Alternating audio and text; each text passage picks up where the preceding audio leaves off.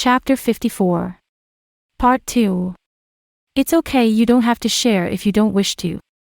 I understand that scenes are private with your partner.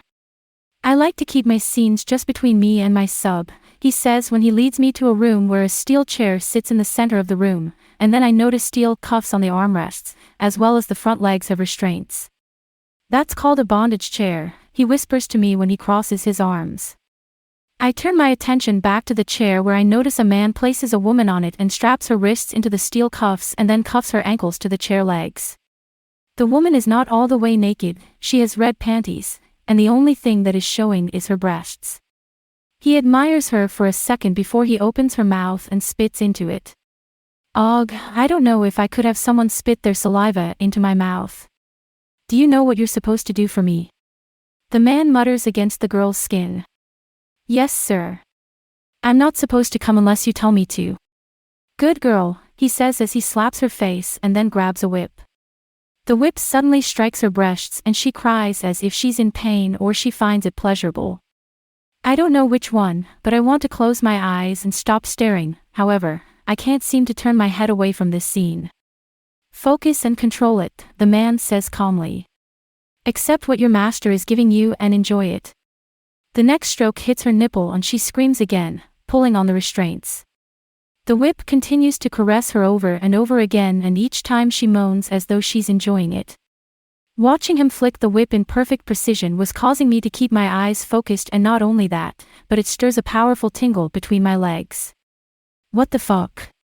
How does my body think this is arousing watching this?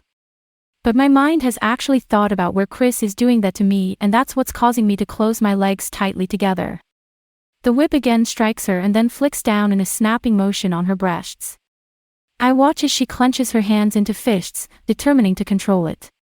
Now, the man says, his voice powerful. You may come for your master. Give me your submission. He went fast and harder with the whip against her breasts.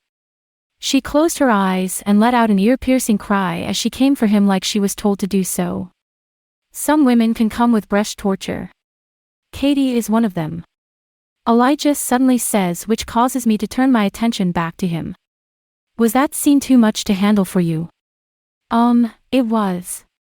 Intense, I tell him the truth. I didn't know BDSM could be that aggressive, but at the same time, it awakened something deep inside me that I didn't know was possible, especially after seeing what I just saw. He smiles. If you don't mind me asking, which would you rather be after watching that scene? Deep down, are you a dominant that likes to take control or a submissive that lets go and lets her dom do things to her she didn't think possible? He questions as we start walking past some rooms. I shrug, I actually don't know. The idea of someone else taking the lead and controlling things in the bedroom sounds appealing, yet the idea of me taking charge is also something that interests me. But I don't know for sure unless I try both ways. I think I might have to get back to you on that. I don't want to lie to him, and I don't know if I fully feel comfortable telling a stranger my likes and dislikes. What is in those rooms? I ask to mainly change the subject. He turns his face to the doors I am pointing at. Oh, I don't know if you want to go in there. You said this scene was intense for you, but I believe those rooms are even more overwhelming than the one you just saw. It involves knife play where a blade is dragged along the skin, either in a cutting motion or in a scraping motion. My face went pale. The idea of someone using a knife to cut someone else is very unappealing, as well as the sight of anyone's blood is enough to make me faint. Yeah, let's keep walking, I say as my legs started to move forward before I could stop them. What kinks interest you? He asks as we continue to walk together. I shrug. I saw online about pet play. I have never done anything like that, but it looked interesting. We have a room where one of our female dominants is in a scene with our male sub doing pet play right now. Want to see it since you're here? I flush and say in a low voice, all right. I didn't think he would actually show me and just talk about it, but it doesn't hurt to see it visually. Does it? He takes me down the hall to a room where I notice blankets on the floor, along with toys, and then a small cage in the center.